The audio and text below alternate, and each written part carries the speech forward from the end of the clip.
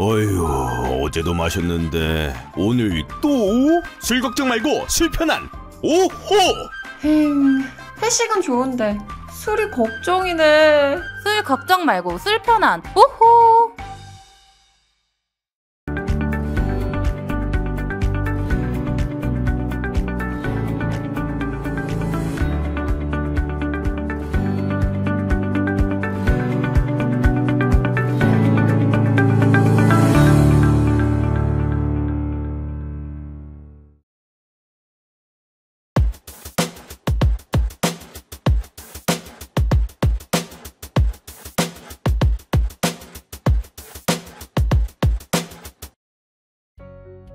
스픽스 구독자 여러분 안녕하세요. 마키아벨리 오창익입니다.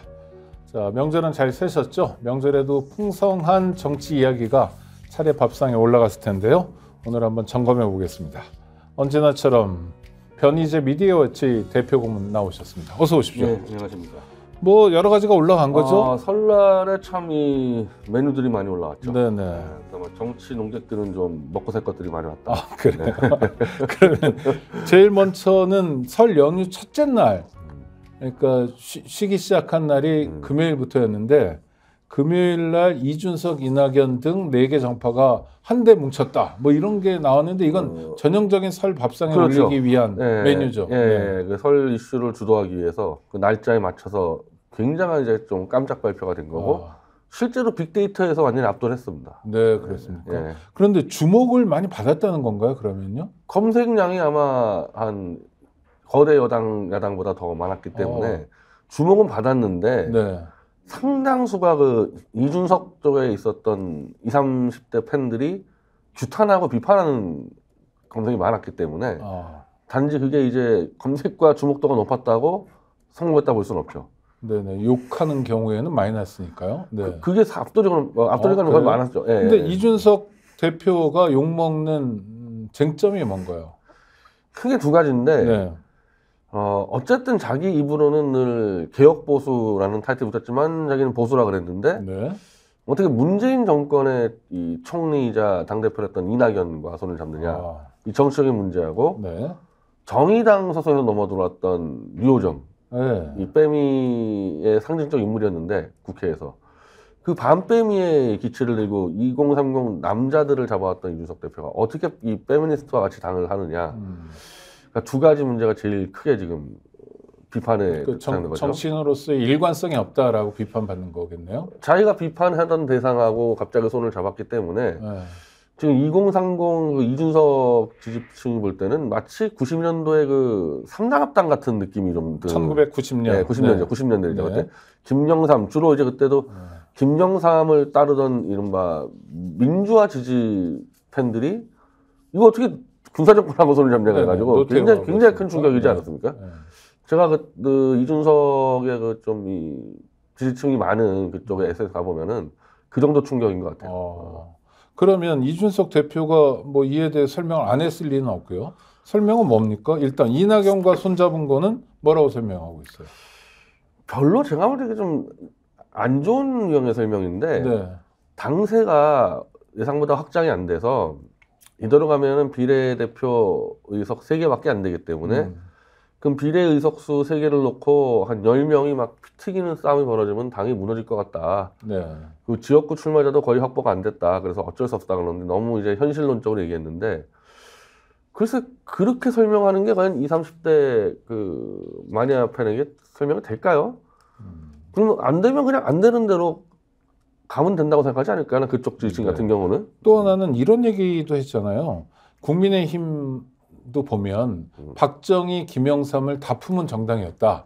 박정희와 김영삼의 차이보다는 나와 이낙연의 차이가 더 적다. 이런 설명은 어떻게 보세요? 저거는 정말 이 기본 역사 공부가 아예 안 된 사람이 할 수 있는. 그건 뭐 예를 들면은 뭐 그런 식으로 하기 시작하면은 아니 미국의 무슨 정치사회 단체가 조지 워싱턴하고 막 케네디 갖다 거는 수도 있어요. 하다 보면은. 그러니까 제 말은 김영삼과 박정희는 일단 역사 속의 인물이 아닙니까? 그래서 박정희 하면 산업화의 상징인 거고 김영삼은 민주화의 상징이니까 상징적 인물들을 걸어놓은 거 아니에요? 그러니까 예를 들면 아까 미국 예를 들었지만은 조지 워싱턴은 건국의 상징인 거고 이제 케네디는 이 현대에서의 이 뭐 젊은 지도의 상징이고 막 건단 말입니다.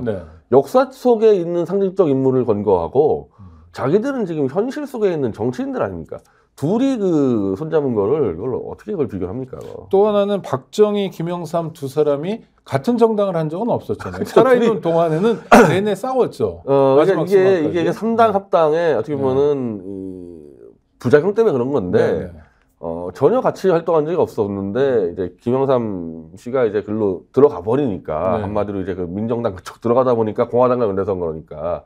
근데 이제 넓게 보면은 이 지금 현재 국힘당은 자 그럼 대한민국의 이 산업화와 민주화를 모두 끌어안겠다 이렇게 얘기가 될 수 있는 건데 그러면은 지금 그 얘기로 하면은 이준석과 이 문재인은 뭐냐 이낙연은 그러면 문재인 정권과 이쪽의 보수와 뭐 합치겠다는 얘기냐 이렇게 또 해석할 수 있지 않습니까? 그래서 아주 부적절한 일이 된 거죠. 그다음 유호정 전 의원에 대해서는 뭐라고 설명하고 있습니까? 이준석 전 대표가요? 좀 결례라고 얘기할 수 있을 정도로 좀 아무것도 아니다. 주류가 될 가능성이 없다. 네, 주류가 돼서 어떤 일이 아무것도 아니다. 전해버리면 이제 또 유호정 쪽에서 가만히 있을까요? 나 바로 반대로 칠 것 같은데. 아니 왜 어쩜 뭐 유호정도 자기 뭐 지지층 있을 텐데 저 말 듣고 가만히 있을 수 있습니까? 그러니까 시작부터 우리가 주로 뭐 화학적결합 얘기 많이 하는데 이게 이 노선이나 정책적으로나 아니면은 목표라든지 이게 부드럽게 연결이 안 되다 보니까 오늘 이준석이 유호정에서 한 얘기는 벌써 분란이 시작된 거죠. 네. 불필요한 분란을 일으키고 있다고 평가하시는군요. 아니 너무 이제 이 자기 지층이 너무 반발하니까 이준석 입장에서는 유호정제 아무것도 아니다. 뭐 이렇게 설명할 수밖에 없을 텐데 그럼 시작하자마자 분란이 벌어지는데 그런 정당에 어떻게 원래 우리가 식당에 가도 이 종업원들이 싸고 있으면 식당 못 들어가지 않습니까? 안 들어가죠. 그 똑같은 일들이 지금 벌어지게 돼 있죠, 이거는 지금. 그러면 하여튼 그거는 이제 설명이고 또는 변명이고요. 또 이준석 대표에 대한 비난, 비판이 있는데 이준석 대표의 속마음으로 들어가 보면 어떤 뜻일까요? 이렇게 전격적인 합당을 선언한 거는요? 저는 이제 이준석이 최소한 그 당대표 선거 이후로 한 3, 4년을 2030 이른바 이대남이라 그러나요? 이제 밤빼미다가 이제 이런 친구들을 주 지지층으로 해왔는데 그걸로는 자기가 정치인으로 성공할 수 없다는 계산을 했을 거라고요. 강력한 지지층이 한데 도저히 확장성이 없어가지고 이걸로 어떻게 연결을 하는 게 불가능하다. 그러니까 이번 기회에 그 지지층을 그냥 차라리 줄여버리고 이 주류 기득권으로 편입해 들어가자. 그래서 일단은 이 자리와 권력을 잡자. 저는 그런 계산을 하고 들어갔다고 보고 그러기 위해서는 지금 이 합당이 여기서 멈추지 않을 거라고 봅니다. 특히 저는 이 주도를 한 게 이준석이 아니라 이낙연이라고 보는데 이낙연 씨에 대해서는 제가 일반적으로 이분의 그 행보를 보면은 점점 저 윤석열 보수로 다가가는 행보를 보이기 때문에 그 김한길이라는 이 정말 이 오랜 올드 프렌드가 있고 이 판을 짜는 사람의 결국에는 이낙연 씨는 이 차기 보수 이 대권주자로 가고 싶어 하는데 그 징검다리로 이준석과 손을 잡았다고 봐요. 아니, 그러면 이준석의 미래는 이 합당으로서 활짝 열린 겁니까? 아니면 좀 더 답답해진 국면입니까? 2차로. 그러니까 이낙연 대표 입장에서는 이준석을 매개로 해서 국민의힘의 차기 당권도 잡고 가능하면 대선 후보가 된다. 뭐 이런 구상이 그 마음대로 될지 안 될지 모르지만 그런 구상이라 치고 이준석 대표 입장에서는 앞으로 정치하는 길이 활짝 열린 겁니까? 아니면 좀 더 답답해진 형국입니까? 그러니까 지금 이번 합당으로 멈추질 않고 2차로 이 국민의힘 위성정당이랑 결합될 가능성도 있고요. 그러니까 어차피 위성정당은 지역구 100석 이상 하는 데에서만 의미 있는 얘기인데 왜 이분들이 첫 회의하자마자 위성정당 안 만든다 선언했냐. 국힘당 위성정당이랑 결합의 여지를 저는 남겨뒀다고 보고요. 총선 전에. 그리고 그게 아니더라도 이준석이 국힘당과 결합해서 대구에서 어쨌든 자리를 잡을 수도 있는 거고 그러니까 진성 지지층은 날리더라도 일단 제도권에 들어가서 그 권력의 자리를 잡겠다라는 목표를 가졌을 때 이준석이 이번에 배지를 달 가능성이 높아졌죠. 어떤 식으로 달 수 있을까요? 아까 그 국힘당 위성정당으로 들어갈 수도 있고, 비례로. 그리고 이제 이 더 큰 딜을 쳐서 큰 딜에서 대구에 나갈 수도 있고, 저는 배지 대구에 나간다는 건 그 지역구에 국민의힘 후보가 출마 안 한다는 전제가 있어야 되죠. 결합해가지고 지금 대구가 지금 12명 중에서 11명 교체서를 들고 있거든요. 그 대구가 지금 이제 이 태풍 전야인데 그 과정에서 윤석열이나 국힘당 뭐 김한길 개띠를 쳐서 저희 대구에서 해서 지역 기반을 갖추고 배지를 달고 이게 정치적으로 더 낫다는 계산을 했을 거라고 보는 거예요. 네. 만약에 아까 얘기한 대로 안 합치고 그냥 이대로 쭉 간다? 한 5%, 3% 정도 지지율에 그럼 뭐 비례 한두 석 나올까 말까 하겠죠. 그렇죠. 그렇게 하고 20, 30대를 꽉 쥐고 갈 수는 있겠죠. 그러면 그렇게 가는 것보다는 차라리 판을 해치고 그냥 자리를 찾아 들어가겠다. 그게 낫다고 본 거죠. 네. 이낙연 대표와 손을 잡았던 거는 이낙연 대표 또는 뭐 김종민 의원도 있고 그쪽에 조홍천 의원, 이원욱 의원도 있으니까 현역 국회의원에 대한 뭐 어떤 실리 확보 뭐 이런 것도 있습니까? 교두보 확보? 그거는 사실 현실적으로 있죠. 예, 네. 나중에 국힘당하고 딜을 치려고 그러더라도 네. 이 당이 일단은 국회의원이 한 5명 있다 그러면은 아직 정의당만큼은 안 되나요? 현실적으로 이번 달에 200억 국고지원금이 있는데 네네. 5명이면 20억인가 들어온다고요. 아, 근데 다음 달에가 500억이에요. 이 총선지원금. 네, 선거가 있으니까. 그럼 한 30억인가요? 네. 이거 결정적인 문제죠. 예. 그리고 그걸 쥐고 있어야지만 이제 협상도 편한 거고. 그래서 현실적인 조건으로는 이거는 아주 심각한 고려가 있었을 거라고 봅니다. 기호 3번 누가 차지하나 뭐 이 싸움도 있는 거죠. 그것도 뭐 하지만 아까 말한 대로 기호 3번보다 더 중요한 건 돈입니다. 네. 그래서 막상 선거를 치르려면 돈이 있느냐 없느냐에 네, 따라서 그게 훨씬 중요하고 기호는 이제 돈 때문에 했단 말은 수는 없지 않습니까? 네네. 그러니까 기호라고 얘기하는데 실제로는 돈이 훨씬 중요하죠. 전망은 어떻게 보세요? 만약에 이준석이 바라는 대로 이 탈락자들이 이쪽으로 들어오기 시작하면요. 그러면 들어오기 시작하는 순간에 협상이 시작될 거예요. 네. 그 협상의 주도권은 아마 이낙연 씨가 직접 김한기하고 협상해가지고 정돈을 해서. 근데 공천이 시작되는 순간 들어오기 시작한다면 네. 현역 의원들이 네. 어느 쪽에서 들어옵니까? 국힘 의원들의 진로가 이 소위 이준석 이낙연 이준석 신당으로 모여지는 겁니까? 아니면 민주당 탈락파? 국힘이죠. 국힘. 국힘이죠. 예, 네. 국힘 영남권이죠. 예. 그럼 민주당에서 공천 못 받은 사람들 소위 반명, 친문 뭐 이런 사람들 언급되는데 누가 떨어질지 몰라 뚜껑을 열어봐야 알지만 이 사람들이 이낙연 이준석 신당에 결합할 가능성 별로 없다는 건가요? 현재 네. 현재 이쪽은 송영길 신당이 지금 바닥에서 지금 작업을 하고 있어가지고 네네. 제가 이건 뭐 송영길 신당은 진짜 덕분 있지만 이것까지 확인을 못해요. 저는 이 부분에 네네. 대해서는. 근데 진짜 내부에서는 오늘인가 아마 내일인가 그 하위 20% 통보가 들어가지 않습니까? 네. 그러면 그게 거의 30명이 넘어가는데 그 부분에서 이미 얘기가 됐다는 얘기가 많이 들려요. 그 소영길 신당 넘어온다는 부분들이. 네. 그러니까 소영길 신당이 나와버렸기 때문에 1차적으로는 민주당 탈락자는 소영길 신당 쪽으로 가게 될 테지 저기까지 가려면 이제 완전히 흔히 말하는 민주당 지지자를 말하는 수박 정도로 찍혀 있어가지고 소영길 신당에서 받기 어려울 정도로 된 사람들 이외에는 민주당 탈락자들은 소영길 신당이나 조국 신당이 어디까지 갈지 모르겠지만 현재 그쪽도 있기 때문에 바로 절로 넘어가진 않을 겁니다. 근데 다만 좀 문제가 이제 이 호남이 지금 지역구마다 거의 뭐 대여섯 명이 지금 다 붙어 있어요. 후보들이요? 네, 경선 후보. 네, 그렇죠. 후보들이. 거긴 뭐 경선이 본선이다 이런 얘기를 하니까. 대여섯 명이 그래도 만만치 않은 사람들이 붙어 있는데 그러다 보니까 호남이 28석인데 전체가 야 이번에는 현역들이 정말 3분의 1도 못 살아남겠다. 그게 이 숙청이 아니라 경선 그냥 붙여도 쉽지 않은 상황까지 지금 가 있거든요. 네. 여기서 상당히 이탈이 벌어질 텐데 이낙연 씨가 지금 이 양양자 지역구 광주 출마가 거의 확정된 것 같거든요. 네. 그럼 이낙연 씨가 또 끌어모을 거 아닙니까 호남이? 근데 소영길 신당도 끌어모을 거 아닙니까? 네. 그러니까 호남이 완전히 이 무주공산에 정말 패권 투쟁장이 될 가능성이 높아요. 예. 그럼 이낙연 씨가 끌어모으면 이낙연 이준석 개혁신당에 민주당 현역 의원도 들어간다. 호남이라면. 호남에. 근데 또 소영길 신당도 있기 때문에 네.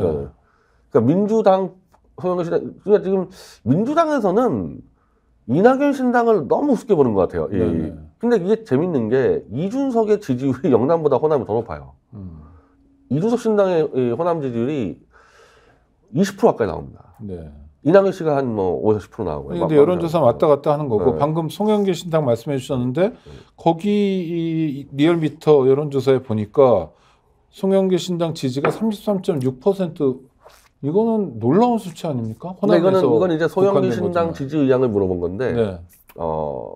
생각보다 높이 나온 거죠. 네. 그러니까 호남이 지금 이제 이렇게 옛날처럼 민주당에 무조건 추종하지 않는다 이게 드러난 거니까 그와 똑같이 이준석, 이낙연 지지도 만만치 않습니다 그쪽에. 그러니까 현재로서는 호남이 3파전 될 수가 있는 거죠. 네, 제가 여쭤보는 건 송영길 신당 지지가 높은 건 여하튼 간에 윤석열 정권하고 잘 싸우는 사람이 우리 편이다라는 호남 민심의 반영 아닌가. 네. 그렇다면 이준석에 대한 지지도가 일정하게 유지되는 것도 이준석 씨가 그동안 반 윤석열 전선에서 조금 모습이 보였기 때문이고 이낙연 씨는 그거보다는 좀 떨어져 있는 거 아니에요? 뭐 이렇게 여쭤보는 건데 그러니까 어떻게... 이제 그게 이낙연보다 이준석의 지지율이 호남에서 높다니까요. 네네. 이낙연보다 더 높아요 이준석 지지율이. 네. 그러니까 이 단순히 합당해 봤을 때 누가 수혜자냐 하면 이낙연 씨라는 거죠. 이낙연 씨는 아직까 그거 뭐 선거 앞두고 윤석열 뭐 좀 두들겨 패는 그 쇼는 다 할 수 있거든요 정치권에서. 지금까지 안 했어. 한 번도 한 걸 본 적이 없는데 이전에 한 거를 갑자기 이제 호남 가서 뭐 몇 번 비판하고 이준석을 어쨌든 비판해왔기 때문에 이준석의 기본 지지율이 있어요 호남에. 네. 둘이 합쳤을 때 저는 야양자 지역구로 나가면요 만만치 않을 거라고 보는 건데. 그렇습니까? 근데 네. 민주당에선 되게 이제 폄하하는 경향이 있어요. 이낙연은 뭐 이미 찍혔다 그러는데 네. 저는 민주당이 너무 오만이 아닌가.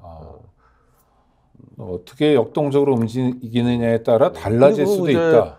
송영길도 마찬가지지만 네. 이낙연도 마찬가지인 게 민주당이 지금 노무현 이래로 문재인 이재명 계속 영남 후보가 나왔기 때문에 네.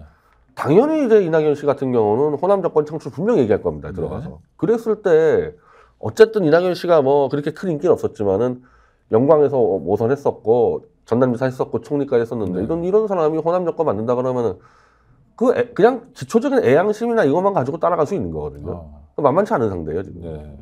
주목해서 봐야 된다라는 거고. 그럼 거꾸로 영남에서의 이준석 대표 만만치 않은 상대로 성장할 가능성이 있습니까? 지금은 이제 되게 우습게 됐죠. 지금 오늘 당장 볼 때 이거 뭐냐. 네. 영남에서 윤석열을 찍은 이유는 문재인 정권 교체하겠다고 찍었는데 그 문재인 정권의 2인제 아닙니까? 따시면 이낙연 그렇죠. 씨가. 이거 말이 안 되는 얘기가 당대표와 지금 완전히 성격이 끝장난. 네. 그러니까 이준석이 지금 이대로 멈추실 리가 없다는 겁니다. 당연히 그 영남 본류인 국힘당 들어갈 겁니다. 그렇죠? 그러면 지금 각 정당별로 막 창당도 하고 있고 이런데 이게 세팅된 게 아니라 새로 또 판이 뒤흔들리는 그런 상황이 곧 올 수도 있겠네요. 민주당도 마찬가지죠. 민주당도 지금 조국 신당, 송영길 신당 어떻게 처리할지 지금 모르고 있지 않습니까? 네. 그러니까 그와 마찬가지로 지금 이낙연, 이준석 신당도 국힘당과 윤석열 관계를 어떻게 풀지 모르는 거고 지금 국민들은 당연히 이준석, 이낙연은 윤석열을 어쨌든 심판하는 쪽에 있을 거라고 생각하고 지지할 거 아닙니까? 네네. 그거 아닐 가능성이 높아요. 송영길 신당은 무조건 가는 건가요 지금? 거기가 이제 거기는 이미 정권 퇴진, 조기 퇴진을 공약으로 걸었으니까 네. 그건 이제 진짜 퇴진을 시키려고 움직이는 방향이고 창당 스케줄 다 나왔습니다. 3월 네. 1일 날 창당을 하는 걸로 돼 있어서 네. 거의 내부적으로 당명도 나왔고 근데 이제 여긴 최대 문제가 지금 조국 신당도 마찬가지인데 네. 연동형의 비례연합정당 들어가려고 나왔는데 지금 민주당은 정의당, 진보당하고 용해인의 그 개혁연합신당인가? 기본소속당인데 네. 그 거기에 3인당하고 열린민주당이 있어가지고 세 개가 뭉쳐서 하여튼 새진보 연합인가? 네네. 걷다만 제안해놨고 지금 조국 신당하고 성신당 제안을 안 해놨는데 그 명분은 그래요. 명분은 그 박홍근 씨가 아직 하고 있는데 아직 창당 안 하지 않았냐? 네네. 그리고 현역 의원이 없지 않냐 그러는데 언제 창당을 마무리할 수도 있고 언제 현역 의원 들을 수도 있는데 그러면 협상 끝까지 안 할 건지 이게 변수죠. 송영길 신당이 지역구에 국회의원을 출마시킬 가능성은 두고 봐야 되는 겁니까? 아니 그러니까 일단 비례정당으로 자연스럽게 결합이 되면 네. 아마 최소화하겠죠. 최소화. 그 최소화라는 것은 호남은 몇 명 내도 되는 거 아니냐. 네. 이제 호남은 어차피 경쟁하자. 수도권만 안 내면 되는 거 아니냐 이런 건데 네. 비례정당으로 결합되는 순간에는 호남에 예를 들면 소영길 대표는 나갈 수가 있어요. 이거 네. 자기가 지금 살아야 되기 때문에 재판에서 네. 옥중심할 수가 있단 말이죠. 네. 그 정도로 최소화할 텐데 만약에 민주당이 문 닫아버리면은 네. 다 나가는 거죠 그때는. 그렇군요. 그럼 조국 신당 이건 기정사실하죠 이것도? 네. 가는 거죠, 자기 방향으로. 창당은 뭐 100%인데. 네, 여기도 비례정당 보고 가는 겁니까? 근데 여기도 마찬가지인데, 네. 여기도 지금 안 된다고 자꾸 얘기를 하니까. 네. 근데 송영길 씨 같은 경우는 전국 당대표 선거만 3번 치렀던 사람이에요. 네, 떨어진 적도 있고. 두 번 떨어지고 한 번 마지막엔 됐죠. 네. 아무리 송영길이 돈과 조직이 없다 그래도 뼈대는 있어요, 뼈대는. 네. 그럼 조국은 과연 전국 조직을 만들 수 있을까? 창당을 할 수 있습니다, 창당은 어떻게 해서라도. 네. 근데 창당하는 거와 진짜 선거를 전국으로 뛰는 건 다른 문제인데, 거기까지 갈 수 있을까? 그래서 그냥 이러다가 그냥 자기 혼자 이렇게 어떻게 들어가는 방법을 취하지 않을까? 그런 생각도 많이 해요. 자기 혼자 들어간다는 건 어떤 의미인가요? 안 받아주면 이제 비례연합정당에 안 받아줄 가능성이 높다는 게 안 받아주면은 그냥 네. 이제 막 달릴 수가 있기 때문에 그냥 조국 한 명만 받아주는 걸로 이렇게 타협을 할 수 있지 않을까. 위성 정당에 한 명 후보 중에 한 명 정도로. 예. 그러니까 조국 신당이 어차피 뭐 다른 출마자가 나오지 않는다든지 하면은 네. 그러니까 한 명 잡고 그냥 끝내는 게 민주당 입장에서는 네. 그렇게 정될 수도 있겠죠. 그러면 그렇게 되면 민주당 나름대로 셈법이 있을 거 아니에요. 플러스가 있고 마이너스가 있고요. 근데 저는 조국 씨를 잡는다고 해서 중도층이 다 달아난다? 네. 그건 잘못된 게 이건 똑같은데 소영길 신당하고도 네.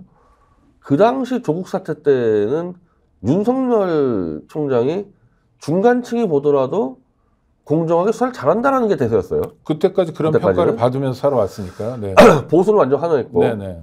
근데 이 수사들이 지금 이제 양승태 대법원장 건이나 이재용 건이나 그리고 박근혜한테 가서 머리 숙이는 꼴이나 이게 좀 수사들이 심상치 않기 때문에 야 조국도 좀 억울하게 당한 거 있지 않을까 이렇게 생각하는 사람이 있단 말이에요. 그 조국을 그 당시에 뭐 좋아했든 싫어했든 탐탁하지 않게 네. 생각했던. 네. 근데 그런 상황에서 조국 자체가 자기가 억울하다고 주장하면서 피해자로서 가고 있는데 그걸 받았다고 그 중간층이 다 날아간다? 아니죠. 그거는 하기 나름이죠. 받아서 전체적으로 이 윤석열의 검찰 독재 정권을 심판하는 대로 잘 유용하게 배치하면은 플러스가 되는 거고. 네. 지금처럼 자꾸 이제 야 사법 리스크 아니냐 너 이런 식으로 나오면은 마이너스가 되는 거죠. 하기 나름이란 말이에요. 그러니까 예를 들면은 소영길 대표 쪽 똑같은 문제가 있는 거거든요. 근데 나는 그렇게 따지면은 그럼 이재명 대표는 뭐냐 이거야. 이재명 대표는. 이재명 대표가 리스크가 제일 있는 많이 거죠. 그러니까 만약에 네. 건수로 따지면 제일 많이 걸려 있고 액수로 제일 많이 걸려 있는데 네. 그러니까 이거를 아예 검찰 조작 날조 수사 검찰 독재로 판을 키워서 다 끌어안으면은 다 플러스죠. 근데 자꾸 뒤에서 자꾸 빌빌 도망가니까 마이너스가 되는 거죠. 네. 그럼 변 대표 보시기에는 예를 들면 민주당 내에도 황운하 의원 같은 경우 1심에서 징역 3년인가 받았잖아요.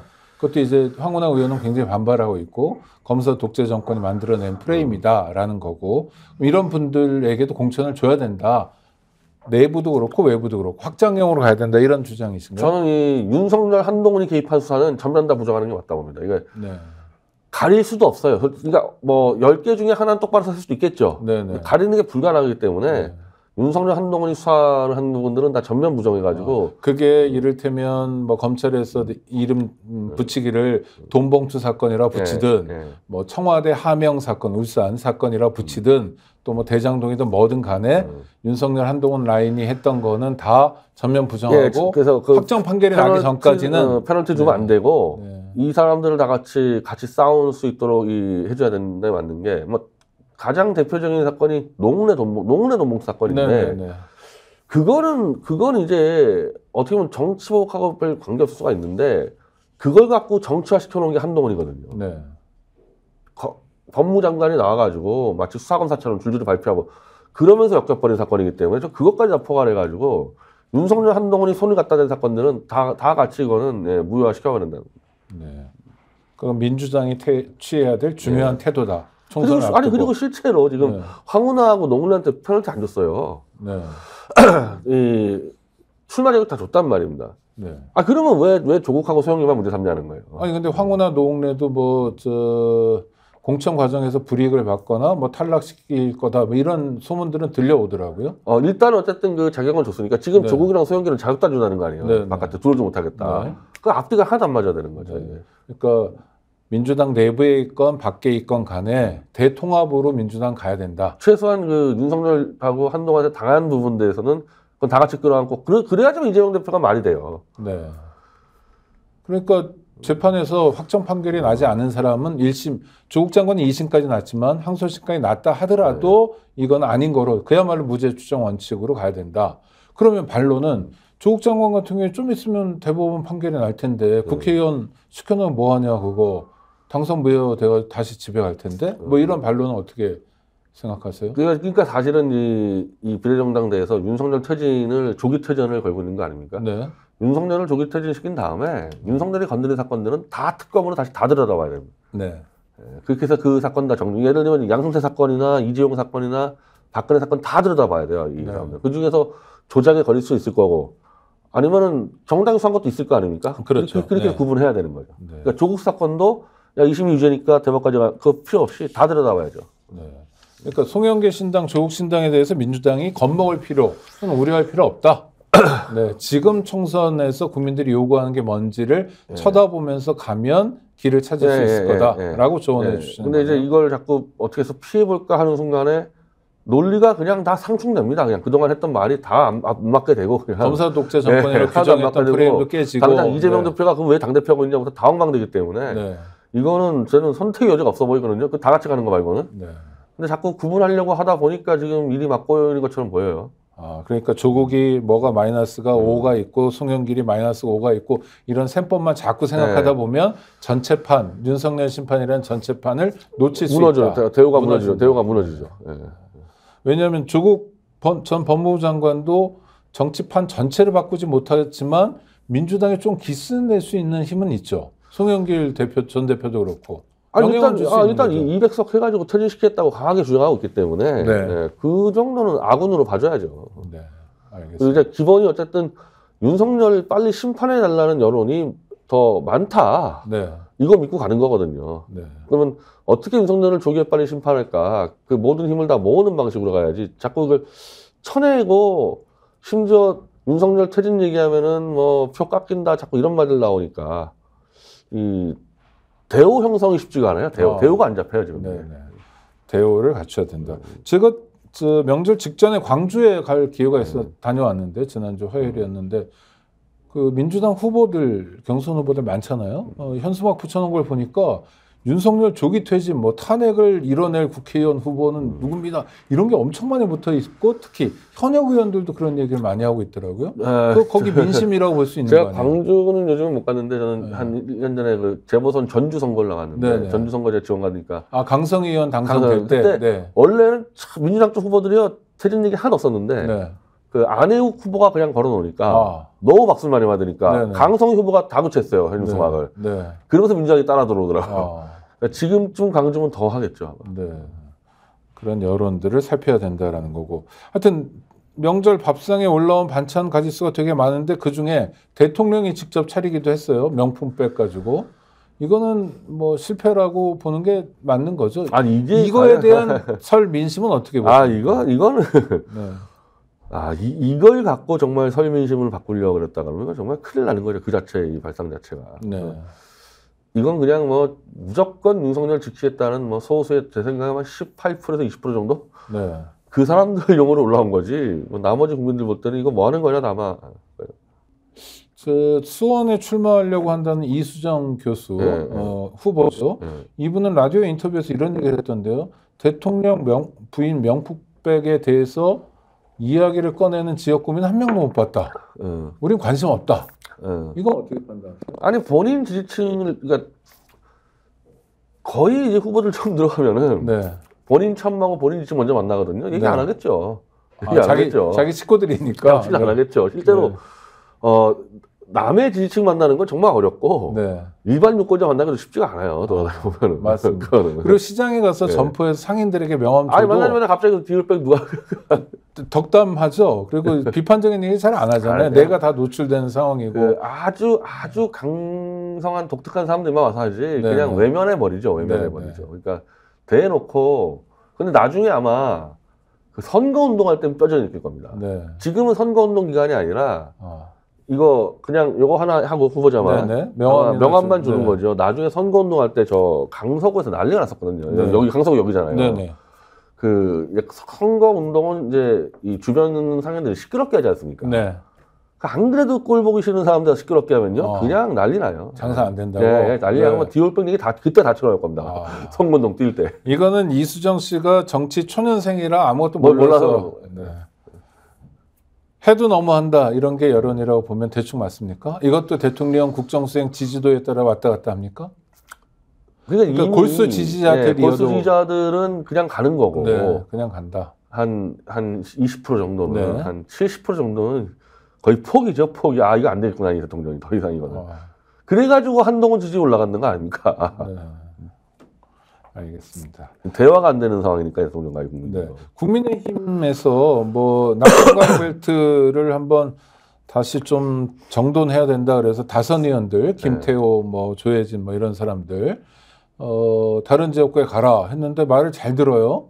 이 다선 의원들이 이렇게 고분고분한 까닭은 뭡니까? 당선 가능성에 대한 자신입니까? 아니면 어차피 공천 안 줄 거 그냥 나갈 기회라도 찾는 게 다행이다라는 겁니까? 지금 그 올해 1월 들어와서요. 네. 사실은 국힘당 지지율이 많이 상승하고 있습니다. 아, 그렇습니까? 그래서 PK 네. 지금 거의 다 뒤집었고, 네.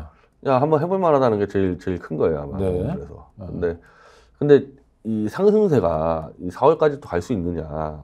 또 이건 또 모르는 문제니까 일단은 들어가는데 이 국힘당의 3선 4선대 같은 경우는 자기 지역 같은 데는 선거운동 안 하고도 당선되는 사람들이거든요. 네네. 저쪽 가서 뛰다가 나중에 돌아와도 돼요 사람들은. 아니 그거는 정치도 이상 있을 수 없는 일 아닙니까? 그런 경우 많습니다. 있습니다. 그런 경우 있어요. 하긴 네. 지금 저 대구 광역시장 하시는 분이 전에는 네. 경남 도지사를 하셨던 분이니 네. 그런 일들이 있겠네요. 그 예전에 네. 그 하나갑 씨 같은 경우도 그 무관시한 놔두고 서울 들어온다 그랬다가 서울 왔다 갔다 하다 다시 들어갔고 네네. 선거운동 안 하고도 다 붙지 않습니까? 지금. 네. 김무성 씨 같은 경우도 또 영도에서는 뭐 가만 들어놔도 되기 때문에 네. 잠깐 나들이 가서 좀 돌다가 좀 이 당이 좀 이상해졌다? 다시 컴백해버리고 하면은 네. 그런 자신감 갖고 일단은 들어가는 거죠. 그러니까 뭐 윤석열 한동훈 라인이 기세 등등해서 무서워서 움직이는 건 아니고 나름대로 각자 자기 살 길을 일단 명분 네. 자체가 야 당이 어려운데 니네 그 들어넣어서 되는데 말고 좀 나가라 이 자체가 지금 당원들이 봤을 때 맞는 얘기란 말이에요. 네. 그래서 따르는 척을 하는데 그러면 그 나갔을 때 이길 수 있냐면 따지는 거고 상황 봐가지고 되게 안 좋아지면 다시 돌아오는 거고 네. 여러 가지 카드를 놓고 계산 중이겠죠. 그러니까 네. 지금 마치 당이 정리한 것처럼 보이지만은 정리된 건 아닙니다. 이거. 뚜껑 열어봐야 된다. 이 사람들이 만약에 원하는 정치적 결과를 못 얻으면 탈당할 가능성도 있나요? 중량감 있는 다선 의원들 경우에요? 자기 지역구로 돌아오는데 못 들어오게 막으면 탈당하겠죠. 근데 이제 그때 이제 이 탈당 명분이 이제 가장 중요하겠죠. 네. 명분은 그냥 만들면 되는 거죠? 보통 어떻습니까? 아니 남들이 동의해 주느냐 아니냐가 그거죠. 이제 문제겠지만 쉽게 하면 이제 유권자들 동의가 가장 문제인데 네. 저는 국힘당이 아마 한 3월에 엄청난 격변이 있을 것 같은데 아까 말한 그 이낙연, 이준석과 합당 문제 등등으로 여기서 아마 이제 이 파열음 크게 날 때 그때 이제 이 영남권 중진들이 판단해야 될 때가 올 겁니다. 네. 그 다음에 민주당도 약간 갈등이 좀 있어 보이긴 하는데요. 지금 수면 밑으로 가라앉은 겁니까 뭡니까? 임종석 대통령 비서실장 출마 공천을 두고 뭐 말이 요란하게 오가긴 했는데요. 가라앉은 게 아니죠. 네. 저기도 지금 현재 가장 큰 문제가 아까 얘기했던 비례정당 연합 문제가 네. 있는 거고 지역구 공천에서의 친명 친문 문제 등등이 있는 건데 너무 수습을 못하고 있어서 네. 이거 핸들을 놔버린 건 느낌이 들 정도로 그건 이재명 대표 핸들 이재명 지도부가 네. 그래서 마치 연동형 이 병립형 가지고 거의 한 3개월을 정말 이 핸들을 놓고 있다가 마지막에 아까 정리한 거랑 똑같은 방식으로 가고 있어서 지금 임종석 문제랑 이현주 문제가 걸려 있지 않습니까? 네. 이 두 개가 지금 방치되고 있어가지고 네. 방치되고 있다고 해결되는 게 아니고 계속 그냥 가는 거고 임종석이나 이현주 입장에서 볼 때는 이제 칼을 갈아요. 저렇게 가면은. 네네. 이것들 봐라 장난치네. 네. 이게 어떤 식으로 결정나도 이게 내분 터지게끔 자꾸 이게 너무 끄니까 시간들을 그냥 지금이라도 임종석을 내쫓던지 네. 아니면 공천 주던지 뭐 기회를 주던지 경선에 참여할 수는 있다라고 말이라도 하든지. 이게 막 언론에 대고 민주당 관계자마다 말이 다 바뀌니까 네, 네. 이게 지금 병립형 연동형도 얼마나 많이 정청래 씨가 나와서 병립형 가는 것처럼 얘기했다가 다 틀어져 버린 거 아니에요? 그러니까 그 틀어지는 과정에서 이 민주당이 신뢰 잃어버렸거든요. 그러니까 지금 비례정당 잘 되는 건데 저래 가지고 지역구는 정도 되겠냐는 겁니다. 설사 임종석의 마지막 정말 마지막에 출마 자격을 줘도 거의 한 몇 줄을 그냥 다 긁어댄 다음에 네. 나가봐야 뭐가 되며 이현주 씨를 복당을 시켜도 이거 완전 서커스단이고 서커스단 어디 네. 공중에 매달려 놓고 아, 들어가서 뭘 할 수 있겠어요. 네. 저런 게 너무 많다는 거예요 지금 저런 사람들이. 또 하나는 지금 그러니까 문재인 정부 반성론이랄까 뭐 이런 거를 이야기한 사람이 이명백이라고 저 공관위원장 얘기했잖아요. 그 분이 뭐 구체적인 내용 없이 하여튼 윤석열 정권 출범에 도움을 준 사람들 좀 반성해야 된다. 뭐 이 정도의 발언인데 그거 말고 임종석 전 대통령 비서실장이 출마하면 안 된다. 경선에 참여하면 안 된다라는 얘기는 명시적으로는 없었잖아요. 민주당 안에서. 아 근데 공관위원장이라는 사람이 네. 저런 식으로 얘기를 하면 네. 누구든지 공천에 불이익 받는다 생각할 거 아니겠어요. 네.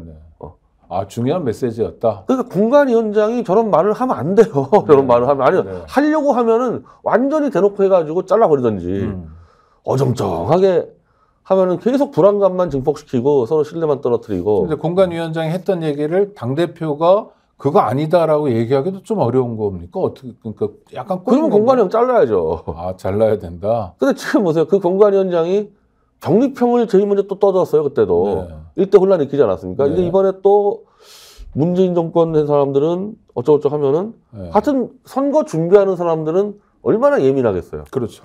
그럼 감점되는구나. 네. 그럼 감점된다는 얘기는 잘린다는 얘기지 않습니까? 네. 그럼 뭐 어떡하라는 얘기냐는 거예요. 이 부분에서. 또 이런 식으로 볼 때는 아무 결정 안 하고 계속 이거 한 3월까지 갈 것 같거든요. 네. 이거 그 안에 계속 썩고 굽는 거예요. 아. 근데 임종석 전 비서실장이 두드러져서 그렇지만 사실 저 청주에도 아마 노영민 전 비서실장도 출마를 준비할 것 같고요.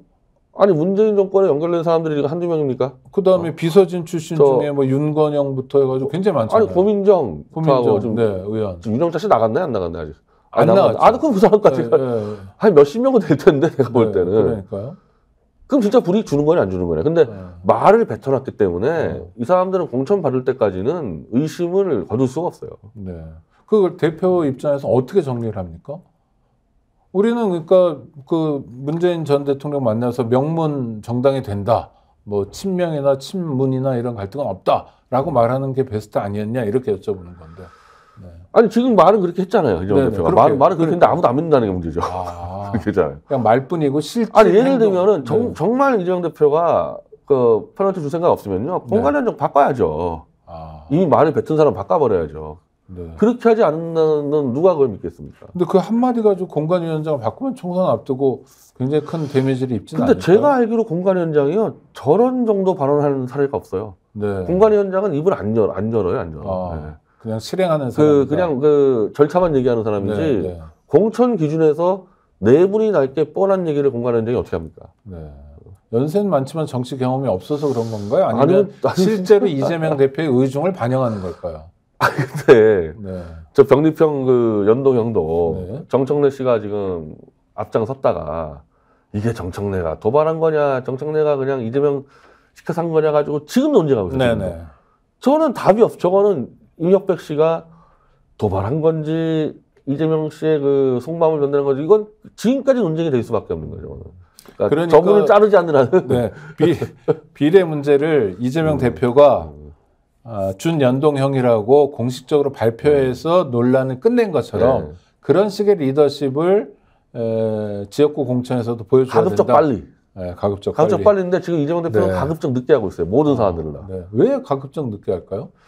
아, 원래 이재명 도지사 성남시장은 결단 빨리 하고 이 도지사 때 이 권력 행사하는 방식과 네. 여의도 중앙당의 방식이 많이 다르고 네. 그리고 저는 이게 좀 보수도 저는 그것 때문에 죽었다고 보는데 이 동네 와보니까 여기도 이 파워 유튜버들이 너무 많이 개입을 해요. 근데 공천에 상당히 많이 개입하고 있다는 게 그래요? 어떻게 개입을 해요? 출연시켜 주면서 네, 네, 네. 뭐 하고 이래가지고 너무 많은 이 유튜버들이 이 정치인과 연결에 개입을 하니까 이재명 대표 입장에서는 눈치 볼 게 너무 많은 거예요. 일로 가서 죽을 것 같고, 일로 가서 죽을 것 같고. 그 네. 모든 사안들을 임종석 문제, 이현주 문제 다 답을 못 내리잖아요. 네. 변 대표님 같으면 어떻게 하세요? 저는 일단 저 유튜버들 다 끊어버려야 한다고 생각합니다. 예. 유튜버하고는 다 그냥 끊어버려야 돼요. 네. 그래도 영향력을 받잖아요. 저기서 막 떠들면 위축되기도 하고 또 고무되기도 그러니까 하고. 이제 그 몇 개, 제가 보기엔 몇 개가 있어요. 이거는 과도하게, 예, 유튜버도 어쨌든 하나의 준 언론인데, 네네, 언론이. 자기 주장을 하는 거와, 너 이거 안 하면 죽어. 이건 다른 문제지 않습니까? 근데 그렇게 나가는 유튜버들이 있다는 거예요. 네. 보수도 그렇고, 정말. 그건 유튜버가 아닌 건 브로커들이거든요. 네. 이거 싹 정리해야 됩니다. 네. 유튜버와 브로커를. 그리고 이재명 대표가 그쪽에 도움을 많이 받으면서 정치 성장을 한 것 같기 때문에, 네. 이제 아무래도 이 비주류다 보니까, 네. 이 부작용이 있는 것 같아요. 네. 구체적으로 어떤 매체인지는 우리 구독자 여러분들이 판단해 보시면 아시겠지만, 반찬을 여러 가지 깔아놓고 구독자들에게 선택하라고 이렇게 알려드리는 유튜브도 있지만 아주 대놓고 이거 강제로 떠먹으면 안 된다. 먹지 않으면 안 된다. 발언이 독자들한테 하는 게 아니라 네. 이재명 대표한테 너 안 하면 죽어요. 이 스타일들이. 그거는 우리가 경계해야 되고요. 우리 구독자들이 좀 심판해 주시면 좋겠습니다. 그래서 스픽스를 좀 더 많이 봐주셔야 되고 구독해 주셔야 되는 것 같기도 하고요. 오늘은 여기서 마감을 하도록 하겠습니다. 자, 지금까지 변희재 대표와의 인터뷰였습니다. 고생하셨습니다. 예, 감사합니다.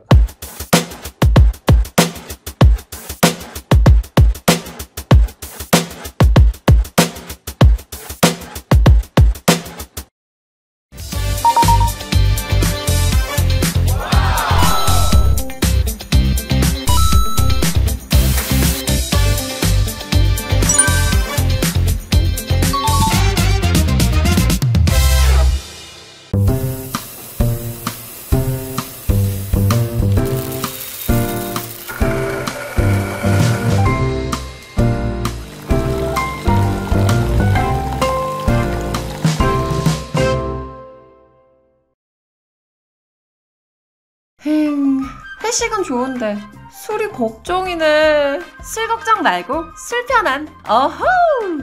제가 술이 약해서 술 걱정 말고 술 편한 오호. 혹시 지인에게 묻지 마식으로 가입하신 건 아닌가요? 보험에도 점검이 필요합니다. 요즘 경기가 어려워서 보험료 내는 것도 부담스럽죠? 건강보험도 자동차 보험도 나에게 맞춤 보장. 믿을 수 있는 보험 전문가들. 믿을 수 있다 더 착한 보험.